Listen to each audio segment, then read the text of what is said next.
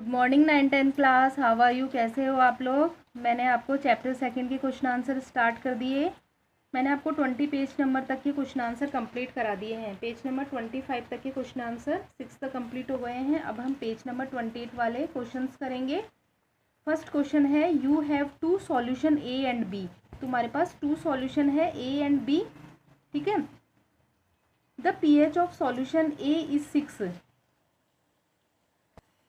तो ए और B solution है। The pH of solution A का pH, ए सॉल्यूशन का pH 6 है and pH of solution B is 8 है। Which solution has more hydrogen ion concentration, which of this is acidic and which one is basic. तो इसमें से बताना है कि किसमें हाइड्रोजन आयन की कंसंट्रेशन ज़्यादा है और कौन एसिडिक है और कौन बेसिक है। तो तुम्हें ये तो पता ही है कि जिसकी pH कम होती है वो एसिडिक नेचर का होता है, मतलब जिसकी pH 7 से कम होती है वह एसिडिक नेचर का होता है, और जिसकी pH 7 से ज़्यादा होती है वो बेसिक नेचर का होता है। तो यहाँ ए सॉल्यूशन की pH 6 है तो ये एसिडिक नेचर का है क्योंकि इसमें हाइड्रोजन आयन कंसनट्रेशन ज़्यादा है, और जो सॉल्यूशन बी है उसकी pH 8 है, मतलब ये बेसिक सॉल्यूशन है। ये इन सब के आंसर मैंने नोटबुक में लिखे हुए हैं, उनको मैं एक्सप्लेन कर दूंगी अभी। What effect does the concentration of hydrogen ions have on the nature of the solution?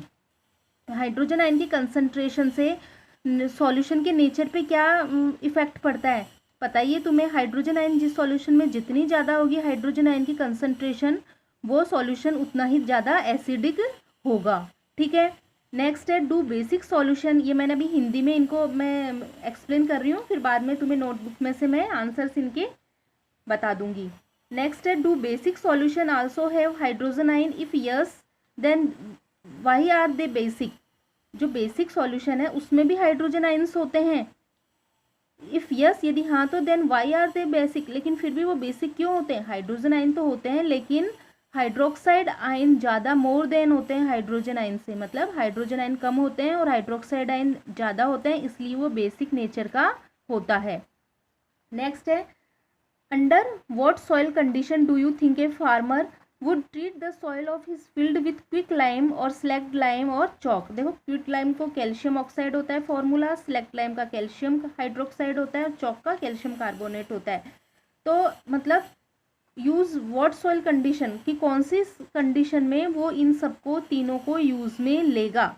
जब सॉइल कैसी होगी? एसिडिक नेचर की होगी, तब काम में लेगा, ठीक है। पेज नंबर 33 के क्वेश्चन आंसर्स देखिए, इनके नोटबुक में नहीं है, इनके यहीं पे लिखे हुए हैं, और बाकी के मैंने पेज नंबर लिखा हुआ है वो नोटबुक के अंदर मिलेंगे आपको, ठीक है।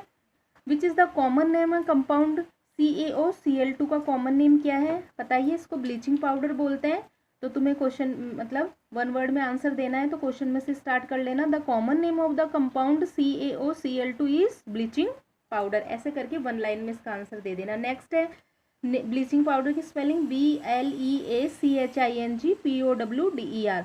Name the substance which on treatment with chlorine yield bleaching powder.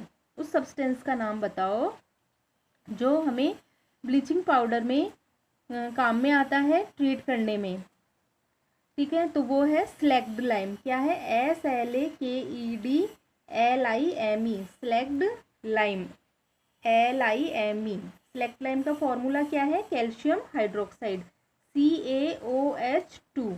तो क्वेश्चन में से लिख लेना पहले, the substance which on treatment with chlorine yield bleaching powder is slaked lime, और ब्रैकेट में लिख देना calcium hydroxide, CA bracket OH और बाहर 2 लगाना है, ठीक है। ये 2 लगा हुआ है, ठीक है। नेक्स्ट क्वेश्चन है, name the sodium compound which is used for softening hard water. को सॉफ्ट करने में कौन सा सोडियम कंपाउंड काम में लेते हैं? तो क्वेश्चन में से लिखना है पहले, the sodium compound which is used to softening hard water is sodium carbonate, SODIUM sodium carbonate. और सोडियम कार्बोनेट का फॉर्मूला लिखना चाहो तो यहाँ मैं फॉर्मूला भी लिख देती हूँ, sodium NaCO3, sodium carbonate Na2CO3, ठीक है, sodium carbonate. What will happen if A solution of sodium hydrocarbonate is heated? Equation बतानी है कि जब सोडियम हाइड्रोकार्बोनेट क्या होता है? Baking soda. जब इसको हीट करते हैं तो इसकी इक्वेशन लिखनी है और इसमें क्या क्या होता है। पेज नंबर 35 पे इसका आंसर। और हमें ऐसे ही एक और इक्वेशन लिखनी है जो शो करती है बिटवीन प्लास्टर ऑफ पेरिस और वाटर के बीच में। ठीक है, तो इनका 35 36 पेज नंबर पे आंसर है। ये देखो यहाँ से आंसर लिखना है, सोडियम हाइड्रोजन कार्बोनेट को हीटेट करते हैं तो ये हीट का सिंबल है। सोडियम कार्बोनेट वाटर और कार्बन डाइऑक्साइड रिलीज होती है। ठीक है, ये 4 का आंसर हुआ, ये यहाँ पे मैंने लिख दिया है। ऐसे ही प्लास्टर ऑफ पेरिस में वाटर को ऐड करेंगे तो क्या बनेगा, जिप्सम बनेगा। यहाँ पे 1.5 H2 मॉलिक्यूल्स ऐड करने पर कैल्शियम सल्फेट .2H2 मतलब जिप्सम, JYPSUM जिप्सम मेड होएगा। ठीक है, तो ये आपके यहाँ तक 5 तक आंसर हो गए। अब हम यहाँ से ऊपर वाले क्वेश्चंस को डिस्कस कर लेते हैं नोटबुक में से।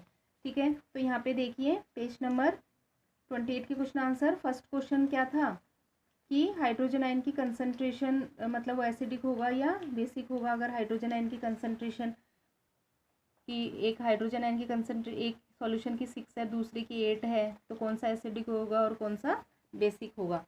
ठीक है, in order to find the hydrogen ion concentration we can use the rule.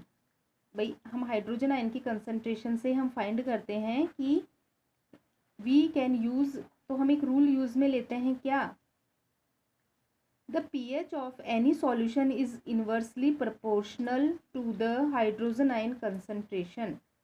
इसकी प्रोपोर्शनल होती है pH, किसकी इन्वर्सली प्रोपोर्शनल होती है, हाइड्रोजन आयन कंसंट्रेशन की। इन्वर्सली प्रोपोर्शनल मतलब pH इन्वर्सली प्रोपोर्शनल 1/, ये हाइड्रोजन आयन के, मतलब हाइड्रोजन आयन मॉलिक्यूल्स अगर सॉल्यूशन में ज़्यादा होंगे तो pH कम होगी। अगर हाइड्रोजन आयन कंसंट्रेशन कम होंगे तो ये कम होंगी तो ये ज़्यादा होगी, ये ज़्यादा होगी तो pH कम होगी।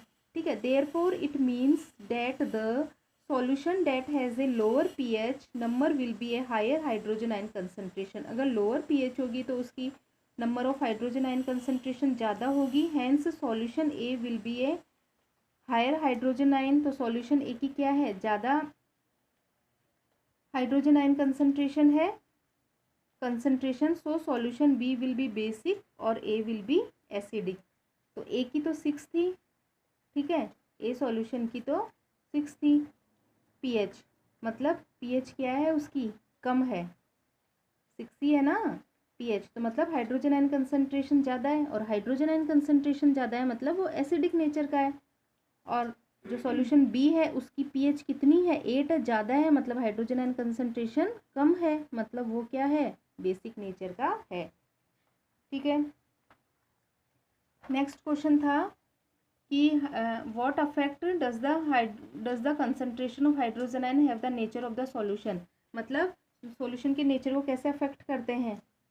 Hydrogen ion concentration decided the nature of the solution. Hydrogen ion की कंसंट्रेशन से ही सॉल्यूशन का नेचर डिसाइड होता है। कैसे, if hydrogen ion concentration increase, अगर हाइड्रोजन आयन कंसंट्रेशन इंक्रीज होगी देन सॉल्यूशन टर्न एसिडिक, तो सॉल्यूशन एसिडिक होगा। And if hydrogen ion concentration decrease then solution turn basic, तो अगर डिक्रीज होंगे हाइड्रोजन आयन कंसंट्रेशन की तो सॉल्यूशन बेसिक होगा।